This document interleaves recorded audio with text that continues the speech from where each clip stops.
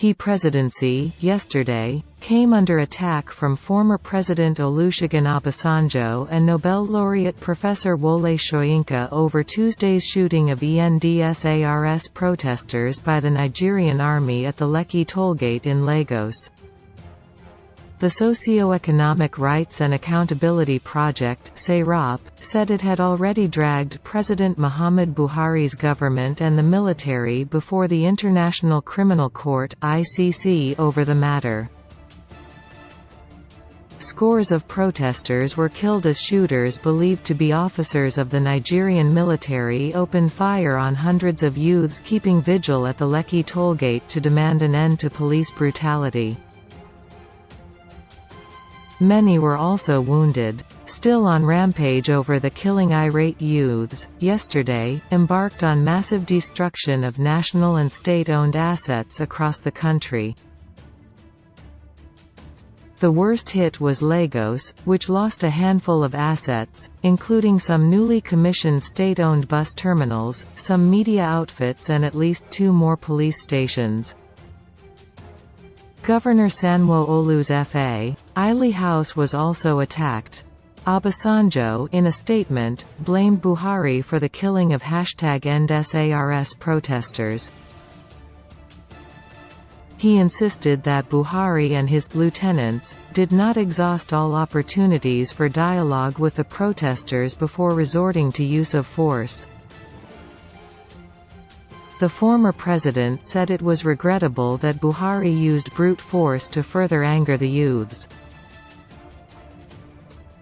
Obasanjo's statement titled, "Violence Against Protesters in Nigeria: An Appeal for Calm," was made available to journalists through his special assistant on media, Kehinde Akinyemi, in Abeokuta yesterday.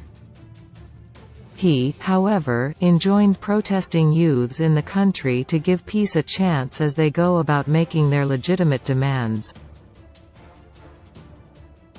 Obasanjo expressed sadness over the shooting of the protesters by the Nigerian army and the ongoing destruction of properties by the angry youths. The former president urged Buhari to address the youths and accede to their demands before things get out of control. Reminiscent of the high-handedness of the late military dictator, General Sani Abacha between 1993 and 1998, Professor Soyinka, in his written position, said the country was back to the Abacha years. It is absolutely essential to let this government know that the army has now replaced SARS in the demonic album of the protesters, Soyinka insisted. My enquiry, so far, indicates that the Lagos governor did not invite in the army, did not complain of a breakdown in law and order. Nevertheless, the center has chosen to act in an authoritarian manner and has inflicted a near-incurable wound on the community psyche. Soyinka said it would be pathetic and unimaginative to claim, as some have done, that the continued protests hurt the nation's economy, especially as COVID-19 has battered the Nigerian economy for more than 8 months. Of course, it is not easy to bring down COVID under a hail of bullets. Human lives are easier target, and there are even trophies to flaunt as evidence of victory, such as the blood-soaked Nigerian flag that one of the victims was waving at the time of his murder, he said. Denouncing the 24-hour curfews imposed by some state governors, Soyinka advised the affected governors to take immediate step by demanding withdrawal of those soldiers and to convoke town hall meetings as a matter of urgency. Take over the security of your people with whatever resources you can rummage, he advised. He said the army must apologize, not merely to the nation but to the global community. The facts are indisputable. You, the military, open fire on unarmed civilians. There has to be structured restitution and assurance that such aberrations will not again be recorded. then both governance and its security arms can commence a meaningful, lamentably overdue dialogue with society. Do not attempt to dictate, dialogue, Soyinka advised. The Nigerian Bar Association (NBA) condemned the "dastardly" shooting and killing of #EndSARS protesters by some unidentified men of the Nigerian military. President of the association, Mr. Olumide Akpata, yesterday, said the lawyer's body strongly condemned the reckless, lawless, calculated and premeditated attack. The NBA stated that, even if the protesters at the Lekki toll plaza were in breach of the curfew imposed by the Lagos state government, such a misdemeanor or breach did not warrant the use of live ammunition by the Nigerian military to confront otherwise peaceful, unarmed and defenseless protesters. Consequently, the NBA requested the military high command to immediately identify and name the officers involved in the killings for immediate prosecution and dismissal in line with extant laws.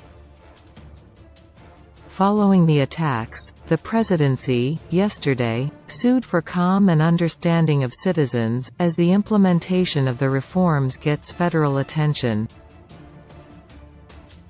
According to a statement signed by Special Advisor on Media and Publicity, Femi Adesina, the presidency restated the commitment of Buhari's administration to implement police reforms in the country. It expressed delight that states had begun to set up various judicial panels of inquiry to investigate the sundry police misconducts. At the last count, no fewer than 13 states have gone ahead to establish the judicial panels of inquiry as resolved by the National Economic Council to address the question of redress and justice for victims of police brutality across the country, said Buhari. States that have set up the panels so far are Lagos, Kaduna, Delta, Ekiti, Ogun, Anambra, Enugu, Imo, Plateau, Edo, Nasarawa, Ondo and Akwa Ibom. The statement further explained that President Buhari welcomes the promptness of these necessary subnational actions, and reaffirms his commitment to supporting the state governments to ensure that justice is achieved for all victims of police brutality in Nigeria. Under the chairmanship of Vice President Yemi Osinbajo, the National Economic Council (NEC), at its meeting on Thursday, October 15, 2020, resolved to establish state-level judicial panels of inquiry to investigate allegations of police brutality and ensure that all erring personnel are brought to justice.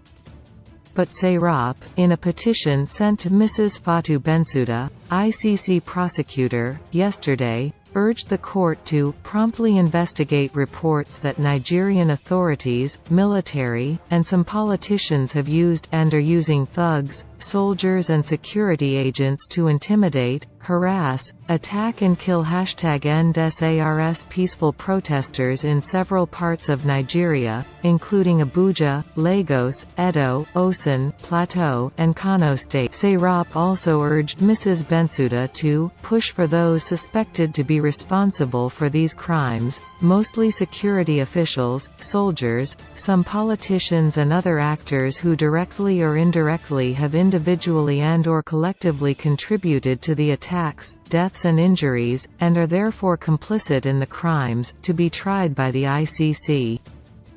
The group, among other demands, urged the ICC to urgently commence an investigation proprio motu on the widespread and systematic problem of attacks on protesters, with a view to determining whether these amount to violence against the Nigerian people and crime against humanity within the court's jurisdiction.